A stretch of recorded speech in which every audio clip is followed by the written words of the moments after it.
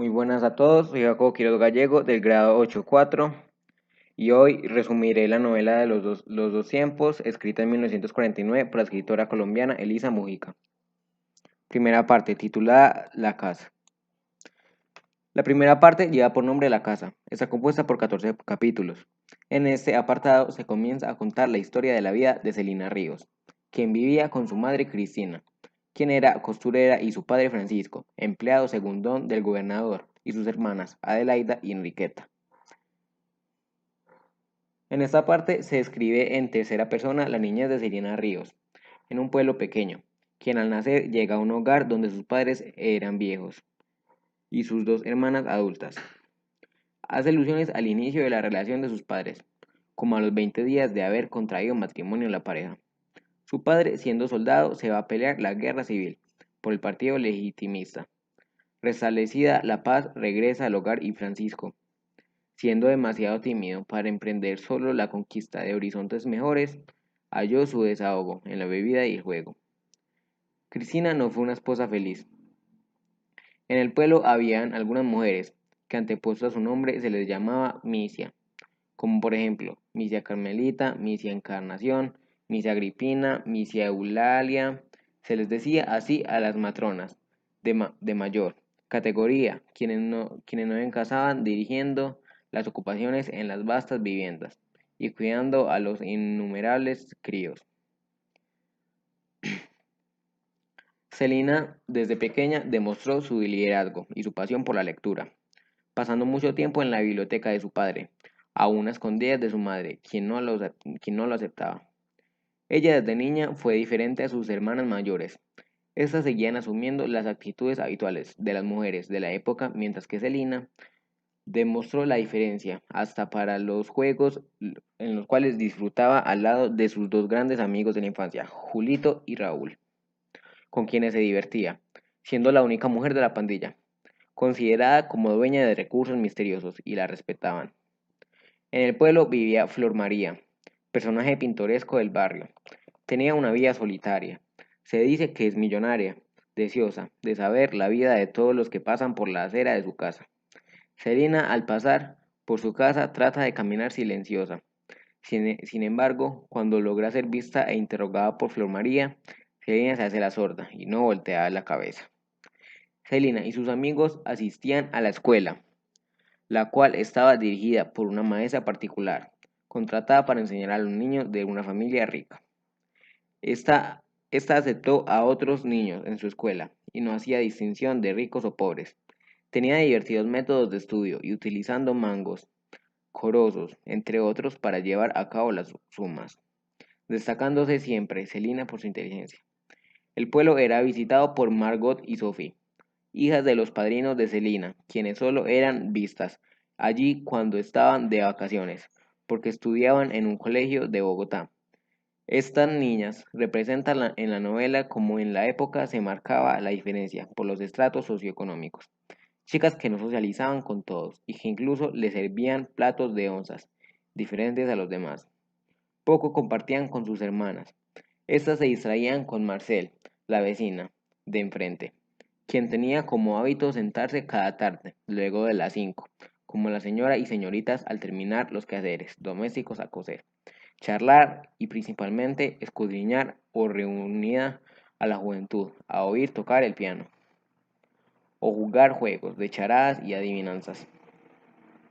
En una ocasión, Marcela organizaba una velada para la noche con juegos de salón, recitaciones y piezas tocadas en la pianola. Teniendo Celina, toma parte de la recepción encargada de manera los pedales de pianola. En el pueblo se disfrutaba mucho la Semana Santa. Celina no se quedaba atrás, esperaba esta época. La ceremonia que sobresalía para Celina era la del Jueves Santo, en donde participaban 12 niños, evocando a los apóstoles, entre ellos sus amigos Julito y Raúl. Adelaida y Enriqueta fueron pedidas en matrimonio. Ambas parejas se casaron el mismo día, en la capillita del hospital, y emprendieron viaje para radicarse en una ciudad distinta. Después del gasto que representó el noble matrimonio, la situación económica de la familia se estrechó, Asimismo, se presentó un nuevo nombramiento de gobernador del departamento, quien entró criticando la obra de los anteriores y anunció grandes reformas. Don Francisco, aludido por esto, presentó su renuncia, hecho, hecho que trajo grandes cambios a la familia. Se mudaron a vivir a Bogotá, en una pensión. Don Francisco, ayudando por un amigo, se emplea. En este lugar, Celina estuvo en varias escuelas, a las cuales decía no volver, porque no lograba socializar con los demás compañeros, quienes se burlaban de ella por no saber de los juegos y por su aspecto campesino. Hasta se encontró un colegio de monjas, en el cual logró acoplarse, tanto que en algún momento deseó ser monja. Sin embargo, allí con una de sus maestras no logró tener empatía, por lo que dice una mentira de su trato, repercutiendo esto en el despido de la maestra, situación con la que Celina no logra capaz de continuar, por lo tanto, deja de estudiar. Y es así como desiste de ser monja. Seguidamente toma sus clases particulares. Don Francisco sufrió un ataque desencadenando que éste quede en cama, afectado el corazón, y luego fallezca. Teniendo Celina 15 años, luego de este suceso debe iniciarse en el mundo laboral, ascendiendo a un trabajo como mecanógrafa, aprendiendo del doctor Garrido, quien era su jefe, cómo debía realizar sus situaciones, quien en un principio intentó seducirla, pero Celina logró terminar con la situación incómoda. Debido a que el trabajo se aumenta, se contrata una nueva empleada, Leonor Alba, con quien Celina establece una excelente relación de amistad, con quien compartía el gusto por la lectura, siendo los días mejores de lunes a sábado, porque los domingos no conversa con su amiga. Un empleo de mejor sueldo que obtuvo Celina la separó de su contacto diario, pero las chicas pactaban tomarse el café 2 o 3 veces a la semana, por semana para charlar. Leonor es diagnosticada con neumonía, enfermedad que al poco tiempo se agrava y ésta fallece. Enriqueta, la hermana segunda de Cristina, se presentó en casa de ella y su madre, con su Agustín esposo y sus 2 hijos. Agustín, víctima de desarreglos nerviosos, fue diagnosticado con demencia precoz, enfermedad que cambió la vida de la familia, por lo cual deciden internarlo en un asilo. Es así como Enriqueta continúa viviendo con su madre y hermana, decidiendo que ésta trabajaría y sus hijos estarían internados. Uno de los médicos que atendió la enfermedad del cuñado de Celina fue el doctor Felipe Conde, quien gozaba de fama de mujeriego, el primer amor de Celina, hombre de quien se enamoró perdidamente, quien no apreciaba su amor, terminando la relación. Graciosa, la hija de una amiga de Cristina, una chica de 15 años, visitaba en ocasiones a la familia, a quien Celina en una ocasión decide hacerla su confidente, contándole que Felipe la quiere. La salud de doña Cristina empieza a desmejorar. Vive un proceso médico que hace que su hija deba comprar medicinas costosas. Es diagnosticada con cáncer. Posteriormente fallece. Este suceso deja a Celina viviendo sola, puesto que su hermana Enriqueta se traslada a vivir con la familia de su esposo, dado que al lado de ellos sus hijos tendrían la posibilidad de estudiar, oportunidad que no podría desaprovechar. En las jornadas laborales, Celina y sus compañeros tenían el hábito de tomar café, en la mañana y en la tarde, mientras charlaban. Uno de ellos era Vicente de Rojas, con quien Celina construyó una gran amistad, compartiendo una enorme fascinación por la lectura. En ocasiones se les pasaban los 10 minutos permitidos para el café, debido a las conversaciones en las que se envolvían. Por medio de una de estas, Vicente aconseja a Celina viajar a otro país, como Ecuador, aduciéndole que es fácil obtener la vía y que sería fácil para ella conseguir empleo. Charla que prontamente hace efecto. Nada la retenía en Bogotá y luego de una despedida de sus padres y su amiga Leonor viaja hacia Ecuador.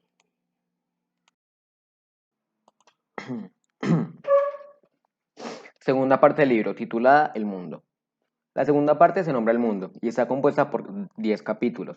En esta parte que transcurre en Quito, Celina solidifica su identidad como mujer y como colombiana, sus fijaciones políticas, el camino que seguirá. Al llegar a Quito, se ubica en una pensión, en un cuarto pequeño y oscuro. Se sentía sola. Los retratos de Cristiana y Leonor, los libros y su ropa se convierten en sus objetos sagrados. Una compañía que tiene como presidente a Rodrigo Tolosa, quien también es de nacionalidad colombiana, recibe cartas de recomendación de Celina y le ofrece el empleo, comenzando así su vida laboral en el vecino país. Un día es informada Celina por su jefe, que le presentaría la líder de la revolución boliviana, Olga Aranguren, a quien en una ocasión tiene la oportunidad de escuchar en una intervención pública, lo que le genera gran admiración, puesto que la única vez que había presenciado esto había sido a las maestras. Olga invitó a Celina a la casa, donde se hospedaba. Allí encontraría con tres amigas más, Victoria Castro, Silvia Donato y Magda Urbina, con quienes ella se hallaba a sus anchas. Pero una corriente especial de simpatía se estableció enseguida con dos de ellas. Magda se iba a graduar de abogada, siendo muy joven. Estuvo encarcelada por quedar expuesta por organizar huelgas. Vivía sola y mantenía a flor de labios expresiones de desdén para el sexo opuesto. Mezclaba en la conversación términos demasiado energéticos, lo que le chocaba a Celina. Silvia, por su parte, era linda, frágil, arreglada, con exquisito esmero. Pertenecía a una rica familia de Guayaquil. Se dedicaba a la poesía social. Era lesbiana. Victoria, luchadora de rasgos firmes y voluntariosa. Desempeñaba un cargo de maestra, en ocasiones acompañada por su Lima, hija de una pariente. Frecuentar la compañía de revolucionarios en ese momento que se pronosticaba un golpe de Estado era excitante para Celina. Se hallaba comprometida con la causa revolucionaria, porque el presidente Arroyo del Río cometía arbitrariedades y se vanagloriaba de ellas, lo que conllevaba a un acto revolucionario el 23 de mayo, el cual deja como consecuencia la huida de este. Acto en lo acto acto en la cual participó de manera protagonista su amiga Victoria. La novela cuenta seguidamente cómo Celina se adentra en la historia de su vida, de sus nuevas conocidas y amigas, entrelazando estas historias con algunas nuevas experiencias y nuevas personas conocidas para la protagonista. Silvia, quien fuera hija de un italiano y su madre Lucrecia, hija de una familia de la aristocracia de Guayaquil, quien se casa con el inmigrante pobre, teniendo problemas constantes de parte de las dos familias, al final siendo abandonada Lucrecia por su esposo. Se traslada a vivir con su familia, en ocasiones siendo Silvia un testigo de la tristeza que abrumaba a su madre por la ausencia del padre. Hasta un día, de una manera misteriosa, esta fallece, pasando Silvia a vivir con la familia materna. Luego de esto conoce a una mujer serena, Cleves, con quien se dice tuvo una relación muy cercana. Silvia viaja a Buenos Aires a visitar a familiares. Estando allí recibe noticias de Serena, quien desea visitarla, pero no tiene pasaporte. Por lo tanto, viaja con documentos falsos, siendo descubierta, llevándolas esto a pasar la noche en la cárcel. Suceso que fue sabido en Guayaquil, por lo que Silvia no deseaba regresar allí. Fue así como llegó a Quito. En una de las visitas a la playa, Celina conoce a Pilar, una una guayaquileña rica que se educó en un colegio aristocrático de París, quien se desempeñaba como enfermera de la Cruz Roja y cumpliendo seria y concienzudamente sus funciones. De Victoria conoce que siendo muy pequeña su padre fallece, este de las familias más linajudas de la sierra, mientras que la familia de su madre eran personas humildes y trabajadoras. Cuando se fundaron las primeras cédulas revolucionarias Victoria ingresó a una de ellas. Asistía a reuniones clandestinas, para lo cual decía mentiras en su casa. Esa siempre deseó ser madre, pero nunca dio el paso. ¿Cómo se lo pregunta Celina al adivinar su tragedia? ¿Por qué no fuiste capaz de romper ese último convencionalismo y tener un hijo? Había prescindido del amor. ¿Cómo ese último convencionalismo? ¿Cómo buscar el hijo entonces? A la casa de Victoria.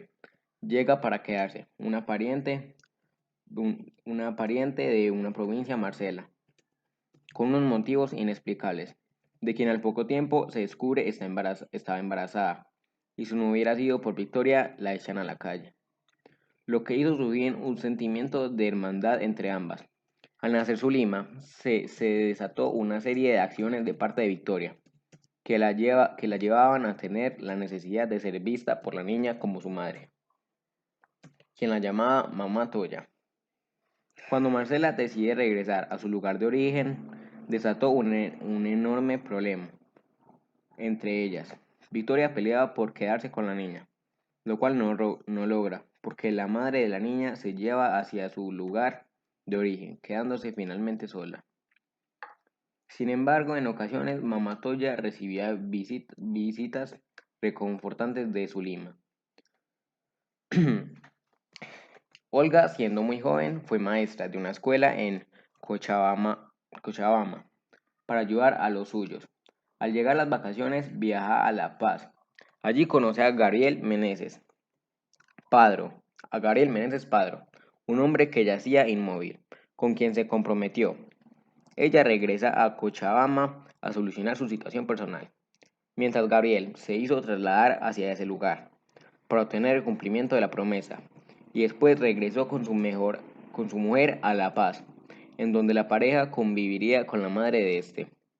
Las mujeres del hogar no logran tener una buena relación, pues la madre de Gabriel no aceptaba a la intrusa, lo cual genera poco a poco dificultades en la pareja.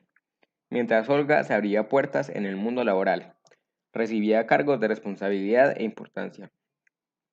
Embajadas extranjeras manifestaban interés por conocerla, y las mujeres de países vecinos la invitaban a visitarla en calidad de hermana mayor y experimentada, como si diversos elementos se hubieran citado para intervenir ante Celina en el momento oportuno. Le presentaron las hazañas de un colombiano apellidado Calamán, de las que se enteró por entonces. Este logró hacer una gran fortuna, propietaria de haciendas La Trinita, ubicada en la provincia de Cayambe, lugar que se no alcanzaba a vigilar solo, siendo así porque obligaba a sus vecinos a venderle a bajos precios para aumentar sus dominios. Allí se germinaron los más grandes cultivos, llevando esto en algún momento a que el señor Calamán tuviera tanto poder en el mercado que podía imponer los precios de los productos y hacer escasear algún alimento en el mercado. La sociedad quiteña lo adulaba. Celina estudiaba un expediente levantado en contra de Calamán.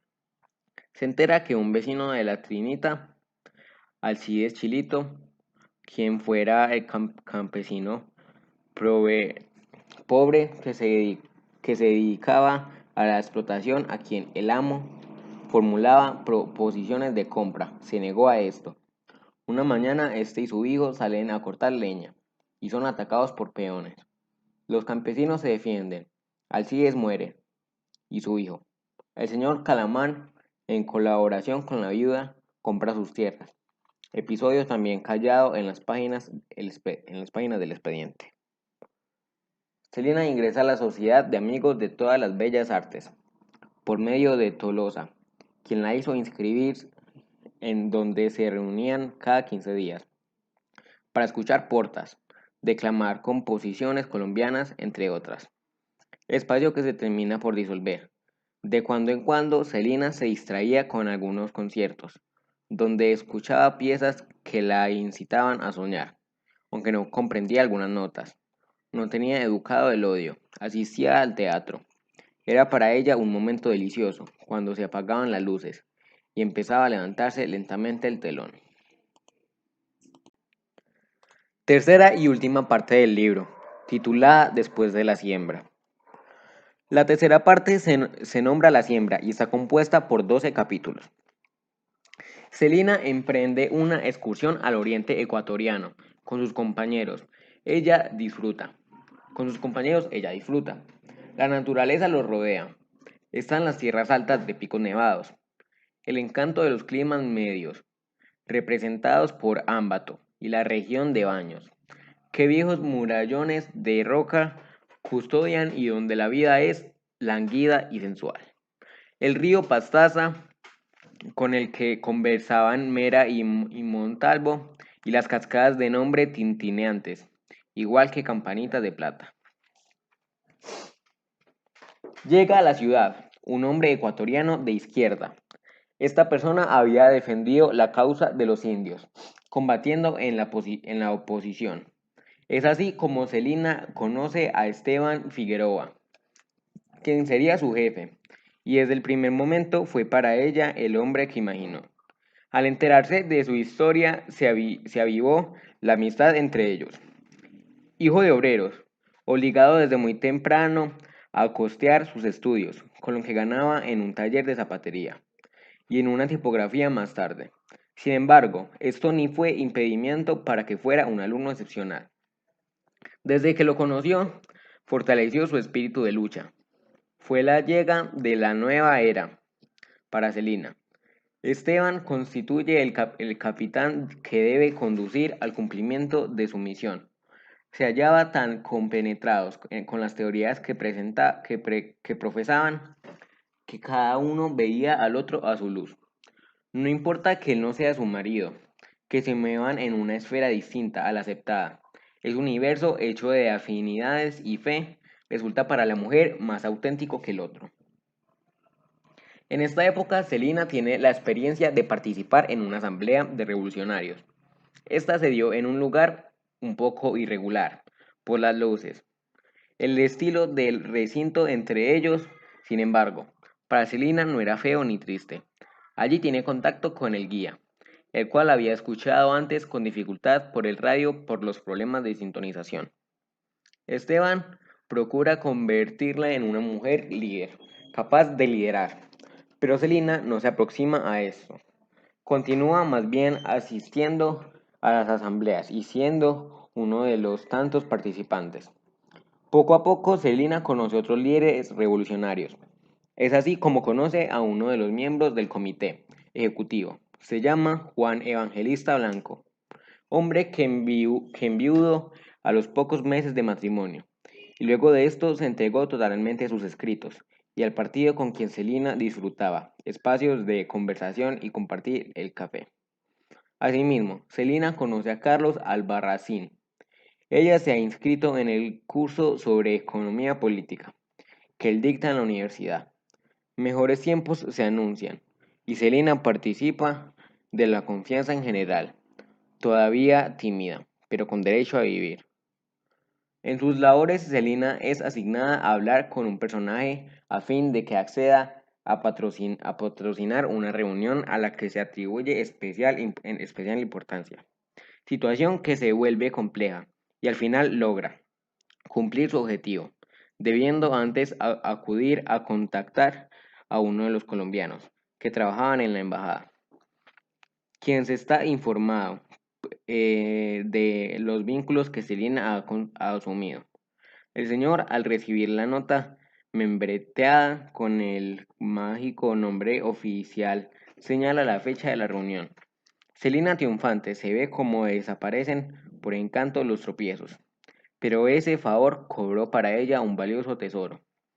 Debió entregarle al empleado de la embajada un libro que tenía un significado muy especial. Para derrocar al gobierno, Esteban debe viajar a las provincias del sur, y en su reemplazo quedaba Celina en el rol de cooperadora. En este se esmeraba en cumplir los encargos que Esteban le había dejado. En su tarea, Celina, en compañía de Victoria y otros compañeros, se reunían con algunas mujeres de barrios como Chimbocalle y La Magdalena. Muchas se habían hecho revolucionarias. Una chica prodigaba frases ardientes que parecían carbones, colocados en una estufa. Respiraba el misticismo de la revolución. En adelante, Celina continuó asistiendo a esas citas clandestinas. En muchas ocasiones iba sola. En una de estas reuniones conoce a una indígena llamada Dolores Cacuchea, en idioma quechua, macerada. Era jefe de una comuna y la habían conducido varias veces a la cárcel, quien en un acto público nombra a Celina como compañerita, lo que para ella es emocionante. Celina, invitada por algunos amigos, asiste al taller del pintor Enrique Malta, uno de los más discutidos pintores quiteños. A ese taller también asistía un profesor de la Universidad de Popayán, de paso por la ciudad. Sabina Kaizen, una pintura judía con la finura y complejidad de su raza. Silvia Donato, quien se encontraba en la capital en una de sus apariciones periódicas. Un día estando allí, en una de las conversaciones del grupo, Malta comunica algunas expresiones de inconformidad que sentía hacia Esteban, lo cual hace que Celina experimente algunos sentimientos de rabia y desorientación, lo cual comunica a Figueres a través de una carta. En adelante ella se mantenía a la defensiva, dispuesta a destruir cualquier género de acusaciones que flotaran en el aire en contra de Esteban. A los demás revolucionarios los desmoralizaba que lo que habían esperado se demoraba tanto en traducirse en hechos. Albarrachín y hasta el mismo Juan ya no disimulaban el pesimismo. Por último, decidieron hablar, era inútil continuar engañándose. El gobierno se fortalecía cada día. Necesitaban convencerse de que las cosas no estaban perdidas por completo y soplaban la chispa del hogar para recalentar las viejas cenizas. No fue una época buena. Estuvieron casi que perseguidos por el gobierno. A Victoria la habían destituido de su cargo. Magda Urbina, quien la acompañaba en su casa ya graduada de abogada, no recibía ingresos monetarios. Después Juan Evangelista Blanco, a su vez sin empleo y perseguido, y Malta, a quien se juzgaba comprometido, también se alejaron allí. Desde lejos, Celina recibía cartas de Esteban. En una de ellas, un día le contaba que regresaría a Quito. Pero no fue la única carta que recibió. Al mismo tiempo le fue entregada una nota con el membrete de la Dirección General. Le comunicaba la destitución del empleo. Ella sabía que ya no le iba a ser fácil conseguir de nuevo un empleo, dado su compromiso reconocido con los revolucionarios y además por la condición de desfavorabilidad en la que se encontraban sus amigos. Y como ella ya estaba reconociendo en esa misma línea, por lo tanto, decide volver a su patria, habiendo recibido la despedida de sus amigos. Juan, Victoria y Magda salieron a despedirla al aeropuerto, sin lograr de nuevo ver a Esteban. A continuación, y para finalizar, se narra un final alternativo para la historia. Luego de recibir su carta de despido con el membrete de la Dirección General, Celina recibe una propuesta de trabajo en Quito, una oportunidad de aquellas fortuitas, la que le permitió imaginar aquel futuro utópico, que la niña lectora y amante de historias genuinas que alguna vez fue, siempre hubiese soñado para su vida. En la carta le permitían viajar libremente y escribir sin límites ni paradigmas, chance para amar, viajar con su querido Esteban y olvidarse de barreras. Pero había un gran problema. En las letras pequeñas, aquellas que, si no tienes la delicadeza de esa mujer observadora y sensata, se pasan desprovistas. En ellas se le obligaba a Celina a renunciar a toda construcción política en la que se encontrase inmersa, frustrar su visión de cambio y aceptar el régimen opresor que sabía reinaba por sus tiempos. Sin duda la oportunidad de su vida. No se puede negar que Celina tambaleó un poco con esa prometedora idea. Se detuvo un momento y pensó, ya recorrió tanto, dejar mi país, llegar a este, y que se me cierren todas las puertas. ¿Qué haré? ¿A dónde iré a parar? No, no puedo tirar toda la basura. Sería serle fiel a mi espíritu. Mi hermosa, mi hermoso y escalofriante proceso de desconstrucción ya llevó tanto recorrido. Selina rechazó sin más esa propuesta. No necesitaba amores para sentirse completa, y su deseo silencioso, pero vigoroso, de escribir no sería un sueño al que renunciaría tan fácilmente, ni uno al que se le permitiera construirse bajo los términos de otros. Cogió el teléfono y llamó a su amiga Olga. Al otro día estaban en Colombia, a las afueras de Cali, en un pueblo pequeño, pero acogedor. Dos mujeres fuertes, determinadas, expropiadas de todas partes. Habían sufrido tanto y sentido tanto miedo que ya nada las acoplaba. Sus deseos revolucionarios de transmitir la reconstrucción que llevaban toda la vida forjando y ese reconocimiento del poder innato y arrasador que tenían todas las mujeres. Empezaría a construirse ahí, con las mujeres del pequeño pueblo, Amapola. Mujeres envueltas en una cultura muy patriarcal, pero con un ímpetu que corría por sus venas, tanto tiempo que hasta emanaba por los poros.